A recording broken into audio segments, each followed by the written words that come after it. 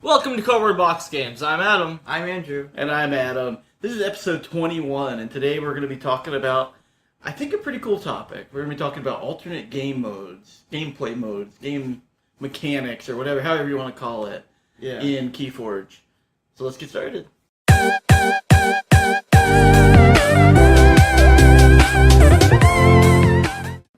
Alright, so to kick off the episode, we always start with Card of the Week. Yep. And why don't we start with Andrew this week? Oh, okay. What's your Card of the Week? My card is called, it's a Brognar card, and he's called Lolop the Titanic. Titanic. He has 11 power, and Lolop the Titanic deals no damage when attacked. What do you think of him? He's interesting. He's powerful, but he doesn't, when he's attacked, he doesn't take any... He doesn't do damage back. Yeah. I mean, if he could do damage back, that would be kind of overpowered, but still, that's pretty interesting. I mean, there would have to be a drawback for a creature that big. They would have to. Here's the interesting thing. He's a giant, but he's also a location. He's So, location he's and so giant. big that things live on him. Yeah, on the picture we can kind of see some people on him, Yeah. He's a moving location. and it looks like there's trees and life on his back. Yeah. That's cool. That is really cool. How about you, Adam? So my card is a shadow card, and this card's from the new set, Age of Ascension, and it's a common card, and it's a creature. It has 1 power. It has deploy, where you can play it anywhere on your battle line, and it has elusive. And then another cool thing about Lamindra is that each of its neighbors gain elusive. That is really cool. And the crazy thing is, it's common, so I'm expecting to see a lot of these cards. And so he's not good on his own Not good on his own, no. at all. So that's going to be very interesting. So it's going to require a good battle line to make him worthwhile, I think. Yeah. He would need Shadow Self to protect him. That would be interesting. That would though. be. Because Shadow Self be elusive too. And I mean, somebody's gonna have to, and he dives to Secret Needle, and he dives to And how would Shadow Self work if it's elusive if you attack another neighboring creature? yeah. Would the damage still go to Shadow Self? Yeah, elusive doesn't only counteracts it if that creature's attacked. Oh, okay. Yeah. Interesting. So mine is a Mars creature, which I'm super excited about this guy because I think Mars needs cards like this. He's a 2 power, 1 armor, which I also think is interesting how much armor Mars has in Age of Ascension. Mm-hmm. Which I am excited about talking about in some of our future videos, is the mechanics and the new mechanics coming out? sort of like how we talked in our last video, the story or the feeling that each house has. yeah. And I feel like this version of Mars is a little bit tankier than the past one. Yeah. It's only 2 power, but to give a 2 power creature 1 armor is kind of interesting. So you can't just hit him with 2 damage anymore and kill him. Mm-hmm. But anyway, his name is Nizik's Resonator, Oh. and each neighbor Nizik's Resonator has, your opponent's keys cost +2. You seen this card? I have, yeah. Whoa. It's an uncommon card, I believe. And it is uncommon. Yeah, it looks like it's uncommon. Yeah, it's uncommon. I love this card. Me too. It's amazing. Because no matter what, you're going to make your opponent's keys cost 2 more. Yeah. Because you're going to play this potentially on a turn where they're about to forge a key, and you're like, oh, they don't forge. Then you might put down another creature, and their keys are going to cost 4 more. Now they have to deal with that creature to be able to forge a key, so it buys you time. It does. Which is exactly what Mars needs. I'm super excited about hopefully Mars being a good house in the next set. Hopefully. I really, really am. I'm super... And what's really cool about him is that, I love the artwork on him, too. I think it's really interesting. He's got, this, Helmet on. he's got this helmet thing on with, some green goo around him. It's really neat. The artists are really good. Yeah, they've done really good on that. I wonder if they employ all the artists. I bet you they contract out the art for these cards. Probably. Yeah. I bet you they do. Alright, so this is something that I talked to Adam about, and I talked to you about this a little bit, Andrew, but more to Adam. Mm-hmm. If you think about Magic the Gathering survives because so many casual game modes exist, or gameplay... Different variations. Casual gameplay variations. This is a better word. And Commander was created by people. It wasn't created by Wizards of the Coast. Oh. There's another one that's like a modern Pauper. Like there's just so many like alternate variations of that. There's Two-Headed Giant.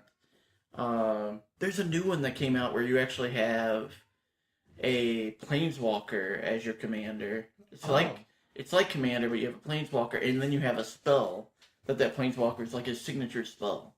Really? Like, those are so cool. Like ways to play the game that just makes your cards cool. Yeah. Now, one of my things that I've really struggled with KeyForge is that KeyForge doesn't have a lot of that. They have different ways to play the game, like overall. So the bidding chains to get the deck, or switching decks, or so I was driving to work one day, and I was thinking, like, I'm going to talk about a game mechanic or game variation that we've been testing out, but I also want to like say I think it's important for the health of the game. Yeah. And I guess first off, maybe before I jump over to the game that we've been working on, what do you guys think about that? Like, do you think it's important for KeyForge to figure out these alternate ways to play? Probably. I think it is, because some people have their own opinions on how they like to play games. Like, for me, for example, I love playing Magic Gathering, but I only like playing pre-built commander decks. Because I'm just very bad at building my own decks. And it takes a lot of time and money to do that. So I just like how I can just pay like $50 for a pre-made deck and have fun with it. That is good. Yeah, Commander is awesome. And they did not sell those Commander products until like someone in the community actually created Commander. And then they made it 1 year. And that 1 year, I think it was supposed to be just a 1 year thing, but now they do it every year. So like KeyForge needs stuff like that. Yeah. Mm-hmm. They need ways for us to be able to utilize the stuff that we've bought, houses or decks that we would never play with. I mean, you look, this is only a subset of a lot of our decks. I have a bunch in my car and everything.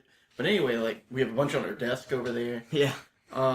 We have a lot of decks, and we can't really utilize all of them. Whereas in, like, Magic the Gathering, there's so many different ways that I've actually built decks, and I'd actually love building Commander decks. If you have the time to actually do it and invest into it, I think that's really cool. So I started questioning. I came up with an overall concept, and right now you forge keys, and these keys do nothing. So you're unlocked. You get 3 keys, and you've unlocked the vault, and you get something cool in it, right? But what if we change the paradigm of that, where the game actually has you unlock additional decks? Yeah. Which I think is interesting. So anyway, I'm going to just... And we've been playtesting it, and it isn't perfect by any means whatsoever. So I don't say that. Andrew, you've played it once. I played it a few times. Adam, you've played it a few times. Yeah. So, and it's not perfect, and I think there's a lot of changes we can make to it. But the idea is that you are a ruler of 3 kingdoms. So you start out with, like, let's say you've got a Mars, Dis, and Broadnar. So you're the Archon, the ruler of those 3 kingdoms. Your goal is to expand and unite more kingdoms together. Yeah. So as you unlock new technologies, which you do by unlocking a key, you will get new houses to join the fight. So that's the backstory. That's just very simple. Now, the way that the setup actually works is you need 3 decks. The first deck is any 3 houses you want. Doesn't matter, like just whatever 3. The second deck is 3 houses, but 2 of them have to be not houses in the first deck. So 2 new houses. 2 new houses. And then 1 can be the same. So if you put those 2 decks together, you now have 5 houses. The third deck needs to have 2 new houses. So the final 2 houses that you're missing from your other 2 decks. Yeah. So by the end, so you have some overlap, but by the end you've actually got 7 houses. All the houses.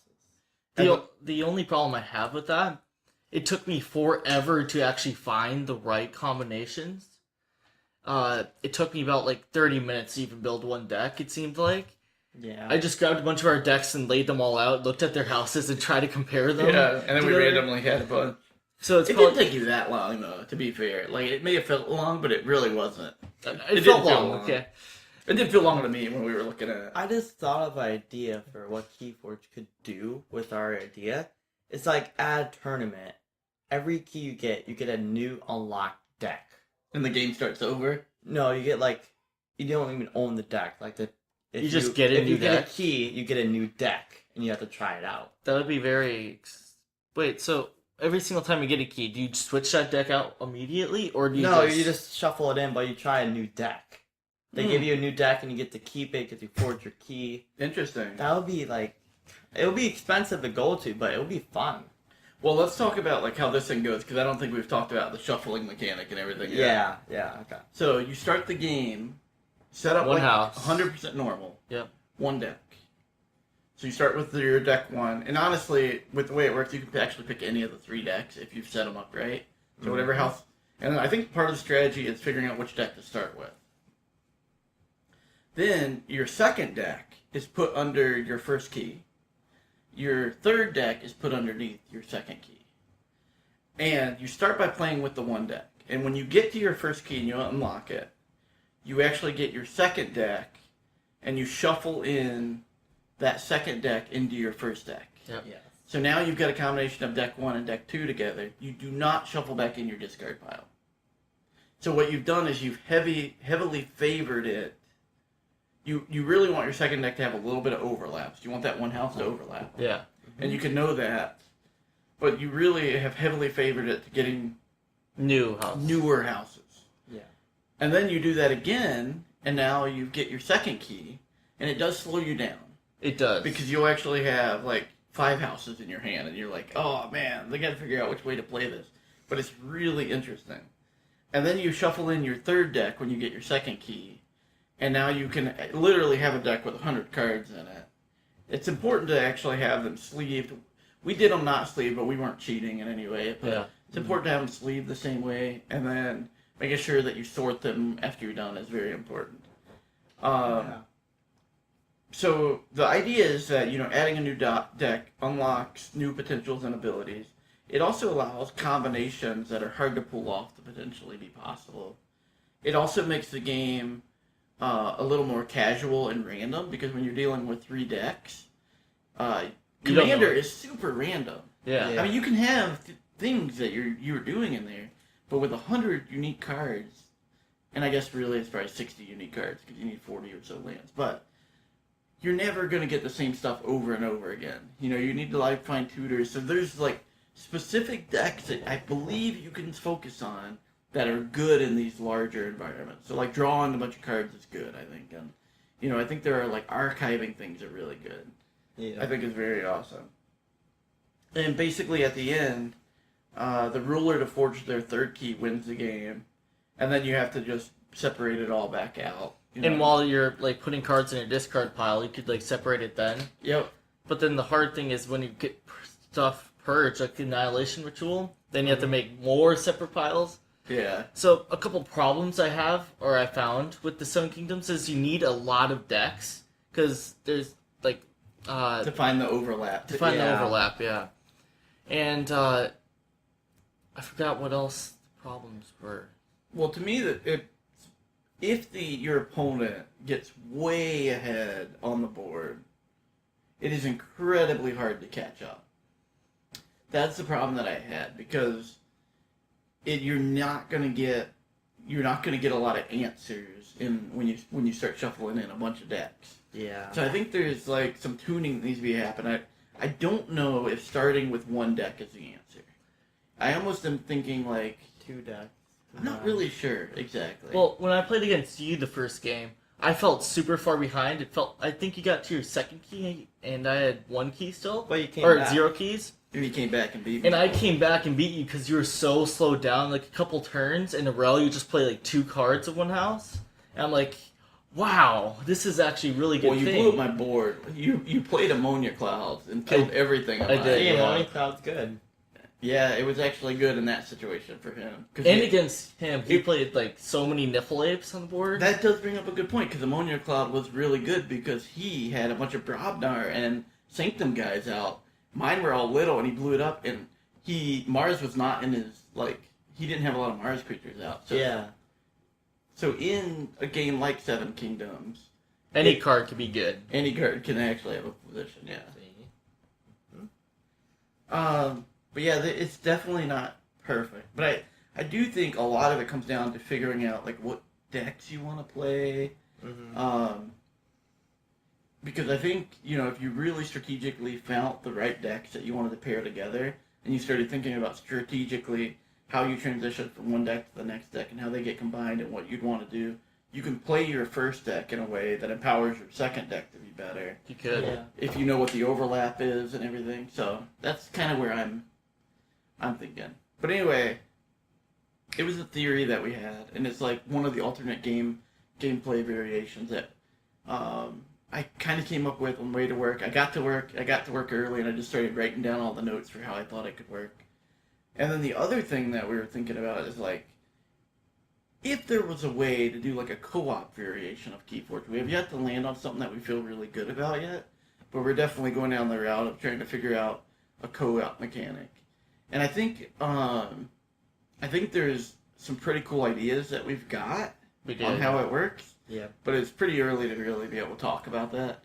And I think it's interesting, but they require some like dice rolling mechanics to introduce in there to play the thing that you're trying to beat. Anyway, I mean, you guys played a game. Andrew destroyed you, right? He destroyed me. So what fast. happened in that game? It was a really quick game. I actually it felt like a normal KeyForge game for me. You guys made it sound like super long. Well, to be fair, not to hurt your feelings or anything, but when you were shuffling your cards, you just went neat, boop. Like you grabbed a pile of it, stuck it in front, and grabbed another pile from I back. still had a mix of Took it cards. I got to Mars. I had Dicks too. Okay, that wasn't the starter. But still, it I seemed like you were mixed. barely shuffling. Well, I shuffled then. And I like thoroughly shuffled every single card, trying to be fair. I don't want to like pile shuffle 90 cards. Like that'll just take forever. That's true. So yeah, shuffling is very important. So if you don't have a good shuffle, like you're gonna run over the opponent because you're You gonna would. have the houses that they can move on. But I felt like I had better decks than yours. No offense. In Did my he play the ones I had? No, I played the ones I played before. So he played the ones that I played? He played, yeah. Okay, that's what I meant, yeah. Yeah, when I believe that your decks were more powerful than my deck.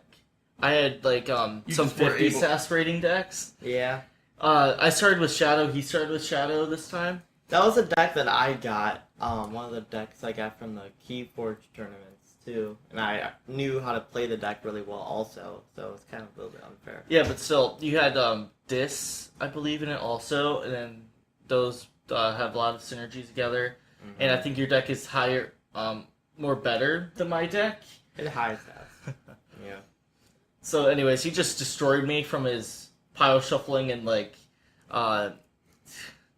If I would have shuffled well at him, Maybe I probably could've would have. won. I probably would have still won because I don't think so. I played lots of Mars too. I played a lot of Mars. It's hard to say. When Adam and I played, it was a lot closer. It was really close.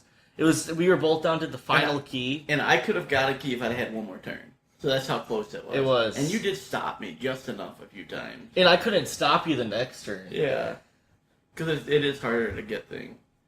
That's funny. But that's what makes this game really good, because even like the best decks could be like pretty bad.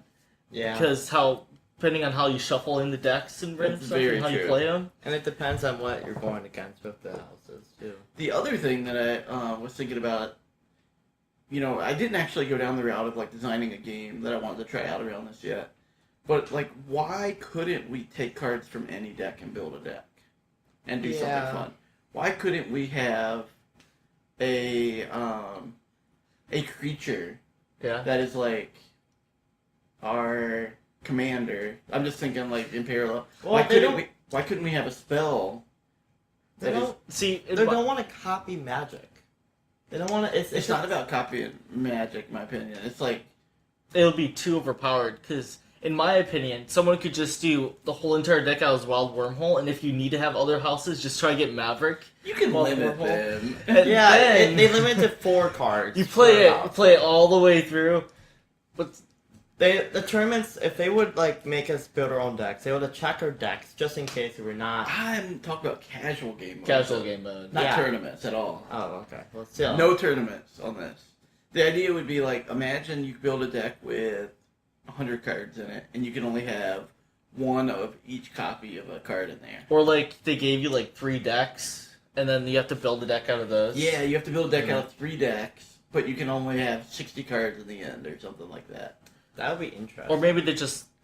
Well, yeah, 60 cards would be better because then more house combinations. What if you had like the signature spell where you like get to pick something, so you just always have bait and switch and it always goes back there, but after you play it your first time, you gain like a certain amount of key or chains or something, or you could gain chains, or it's just a time span. You have to pay amber. Oh, you have to pay an amber every time you play that card in the future. Bait and switch. So it'd be 1 amber and then 2 amber and then 3 amber. That would be a good thing to use bait and switch, because if you lose amber, then you can steal more That's amber. exactly right. Yeah. and also other That's why cards. I just thought about could be bait and good. switch, because I thought that would be good. But I like the chain idea too. Chains could work. But how would you naturally gonna play this chain? They should make a certain You can amount play of it cards to be commander. Because I feel like some cards are too overpowered to be like commander. Like a 12-power dragon, maybe? Like even if you have to pay an amber to get that card, there's cards and actions and stuff like that that help you gain even more amber than what you pay. So I feel like they're going to have to pick a certain amount of commander cards that has to be it, and only And this it. is up to the community to do. Yeah. To figure it out. We don't have an answer to this yet. But I love I'm really thinking about the idea of having a spell that you can just play. You play it one time for free. It's like you would anywhere. You have to call the house. You would have to have called Shadows. You have to call the house. And then you would play it, and then now it's going to cost 1 amber the next time. You play it again, you pay your 1 amber, and now it costs 2 amber. Well, it's going to get to a point, though, where you're going to be paying 5 amber, and you're not going to have 5 amber to pay. You just keep gaining more amber each time Well, you let's play. say you go for your whole deck, and then you have to pay at least 2 to 3 amber for each card, or 1. How would that work out? Only for the 1 card. Only the one commander. Only the card. signature Oh, spell. command. Okay. Yeah, it's only the signature spell or commander or whatever you want to call it. Like if Bait and Switch was your commander, or trying to think Gengar Chieftain. Would you Wouldn't choose be your the- commander?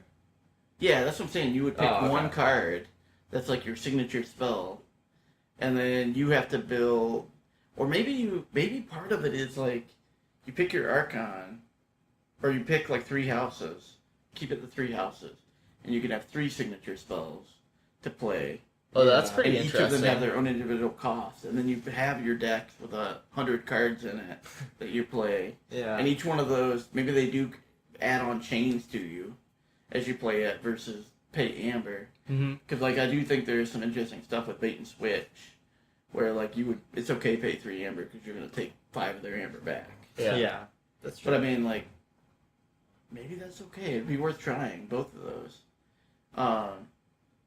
But anyway, I guess what I was thinking is why couldn't we do something like that to where we have decks that we never are going to care about keeping them together. Why not mix them up and do something with the cards? Sleeve them up and be able to do some really cool casual games. Yeah.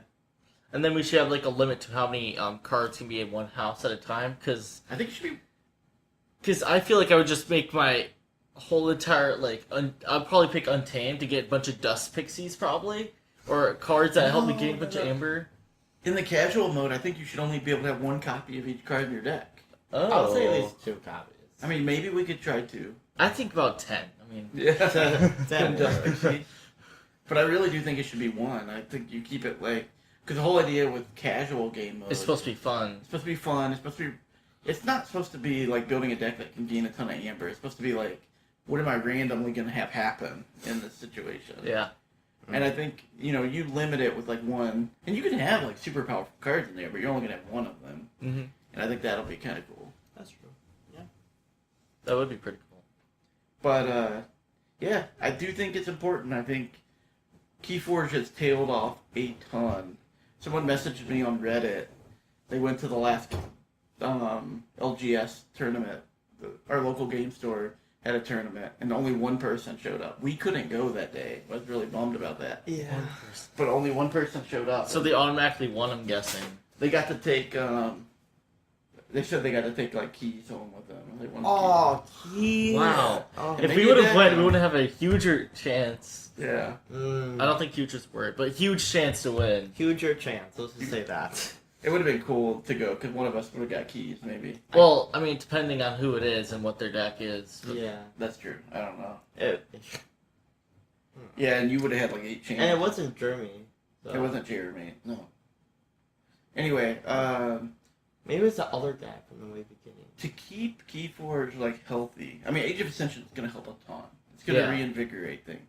By the way, there's an official release date, When? May May 30th. 30th. Yeah, that's what I thought it was. It's After our tournament. Oh. So it will not be in Atlanta. I still think they're going to have. They're gonna decks. be like, oh guys, Oh, I don't think they're going to have decks there. At least maybe like for winning a tournament. yeah. If you like to win Ascension the card. whole thing, you get the new cards at the way beginning. Like, I don't think they're going to do before they it. come. Why? I mean, maybe I'm wrong. Well, it's a huge tournament. Like they planned this out for months. They're gonna have to like surprise us with something. We will find out when we get there. And to talk about the tournament a little bit, we ended up getting some shirts just for some fun. Yeah. So on the back here says Cardboard Box Games with our website, cbbgames.com, which right now is just our podcast. But we also have our nice little cardboard box guy on We the do, front yeah. here. So we're going to wear these down in Atlanta. Hopefully they end up being good shirts. I don't know. We'll see. They will be. They seem good. Yeah. They're thicker than I would like, I think. But I think thick is good though. yeah. I mean, I like the polyester blend, and this one's like pure cotton. For those of you on the podcast that can't see, on the back we say Cardboard Box Games in like white letters with like an orange border around it, yep. and then cbbgames.com, and then on the left chest we've got our logo with the cardboard box guy, Yeah, it's pretty and it cool. says Cardboard Box Games. Yeah. Actually, I really like that. I think it turned out pretty good. This guy looks really happy. He is super happy. And like at Cardboard Box Games, we right now are focused very much on KeyForge, but we also play other games too. So one day we may end up doing some other types of games along the way. Pokemon, maybe. But we really hope KeyForge like amps back up again after Age of Ascension. It's kind of been A slow it's ride. been slowing down quite a bit. That yeah, makes it sense. usually go up and it's like. They need to release a new set like every 3 months. They really do. 3 to 4 months. How long has this game been out? About 6 months, probably. 6? Maybe 7. It felt longer What? than that. Did it felt come out like shorter than November that. of last year? I don't know. I don't know. We either. weren't playing. Let me stuff. just Google that while we're talking here. We just started playing like 3 months ago, right? No, I've been playing since day one. Someone actually, I didn't even know the game was going to come out. Someone at my work said, "Hey, I just brought KeyForge. It just came out today. Do you want to play?" And I'm like, "Sure, I don't know what it is." And he taught me how to play. You didn't show us That's pretty cool. the game for like months. No, I showed you guys like the week after. I think you did, yeah. I did, yeah. It's been that long? Yeah. Oh, wow. Wow. You think about it, we're on episode 21 right now. We didn't start this podcast right away. It's 21 weeks, for sure. I didn't realize those time goes fast. Dang. So, I think they should definitely release new sets every certain amount of months, not like every year, because I feel like tournaments will keep dying down, at least at our local game store, because every single time we go, there's 4 people. Sometimes, if you're lucky, 8 people. It's very rare. I mean, the one time we went to it, there was 25 or 30. But that was a sealed tournament. I know. They Yeah, need to do more sealed tournament. Yeah. So November 15th is when Call of Archons, I just looked it up, was released. So it's been over 6 months. And I think they've got to get on a release cycle of 3 times a year. I don't think this twice a year is going to keep the game alive. Because, I mean, it was amazing at the beginning, but you can only keep that hype up for so long, and then eventually, but I also, going back to our main topic, we need those variations of game modes. We do. The variations of different, gameplay scenarios. So more people play it and have fun. Because, I mean, I have so many Magic cards. So many Magic cards. Yeah. And most of the fun that I enjoy playing when I sit at the table with people is Commander. I love political. I love multiplayer. I love, I'm out of the days of where I want to be super competitive on Magic the Gathering. I just want to have a good experience with people. KeyForge is where I want to be competitive because I think I can focus more on my gameplay abilities and tuning how my thought process and thinking. Mm-hmm. And Magic the Gathering, to me, you can do that, but the price and the barrier to entry is just so much higher. and you just need a lot more. You're putting a lot more money into something, hoping that it puts you at a slight advantage over someone else. Where in KeyForge, you just get your deck, $10. learn how to play that deck amazingly well. And yeah, you do need to buy more than one deck. Because some decks are worse. Bad. Yeah. And no matter how good you are, You need a you good can't deck. win with some of those decks. Yeah, you can. But it's But you very can't. unlikely. It's really Yeah. bad. Anyway, that's all I've got for this week. And does that make sense? Seven kingdoms. We got to think about other alternate game modes. I would love, hopefully, someone out there tries and helps us tune what we're thinking, or gives us feedback and says that's terrible. Like, 'cause, it's really easy for us to come up with something and be like, yeah, that feels pretty good. And then it actually comes out to be bad. Yeah, it's just part of like game making and game design. But yeah, I totally would love feedback on that. Yeah. Anything else from you guys? We need to know if you guys want us to make a video of us battling at the tournament, at the huge. Yeah, if we want to take our equipment and try to like film down in Atlanta, I don't think they will able allow to. us to, but if they might, we should bring our equipment with us and see what happens. Yeah. We do have a road mic, the shotgun mic that we could use. Yeah. Yeah. So anyway, if you want us to do that, subscribe and let us know. And smash the like button. Yeah. All right, guys. Till next time. Keep gaming. Keep gaming. Bye. Bye, guys.